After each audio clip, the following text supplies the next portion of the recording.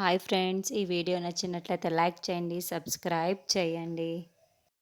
యష్ వాళ్ళ అమ్మకైతే doctor phone చేస్తూ ఉంటాడు. ఇంతలో అక్కడున్న యష్ అమ్మ మాత్రం ఫోన్ లిఫ్ట్ చేసి ఏం చెప్తుందో, అక్కడ ఏం చెప్పడానికి ఫోన్ చేశాడో అని అడుగుతూ ఉంటుంది.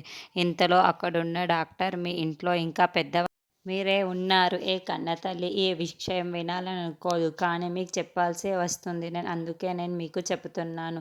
యశోదరికి వచ్చింది లుకేమియా వ్యాధి అని వచ్చింది. మీరు ఇంకా జాగ్రత్తగా ఉండాలి అని చెప్తూ ఉంటాడు. ఆ మాటలు వినగానే అక్కడున్న విష్ణు వాళ్ళ అమ్మ మాత్రం ఒక్కసారిగా షాక్ అయిపోతూ ఉంటుంది. ఏంటి డాక్టర్, మీరేం మాట్లాడుతున్నారు?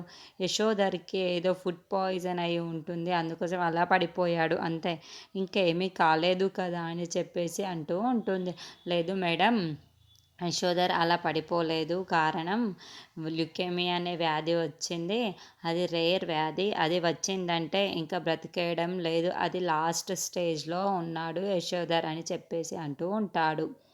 ఆ మాట వినగానే అక్కడున్న సుగుణ మాత్రం ఒక్కసారిగా షాక్ అయిపోతూ ఉంటుంది. డాక్టర్, మీరేదో రాంగ్ అడ్రస్కి ఫోన్ చేసి ఉంటారు. ఇంకోసారి చెక్ చేసి నాకు క్లియర్గా చెప్పండి డాక్టర్ వేసి అడుగుతూ ఉంటుంది. ఆ మాటలు వినగానే అక్కడున్న డాక్టర్ మాత్రం, లేదు మేడం, నేను ఏదైనా విషయం చెప్పే ముందు ఒకటికి 2 సార్లు చెక్ చేసే మరి చెప్తాను మేడం. ఈ విషయం ఎందుకు చెప్తున్నానంటే మీరు అయినా కొంచెం ధైర్యంగా ఉంటారని చెప్తున్నానని చెప్పేసి చెప్తూ ఉంటాడు. ఆ మాటలు వినగానే అక్కడున్న వాళ్ళ అమ్మ షాక్ అయిపోయి, ఏంటి నా బిడ్డకి లుకేమియానా అని చాలా బాధపడిపోతూ ఉంటుంది.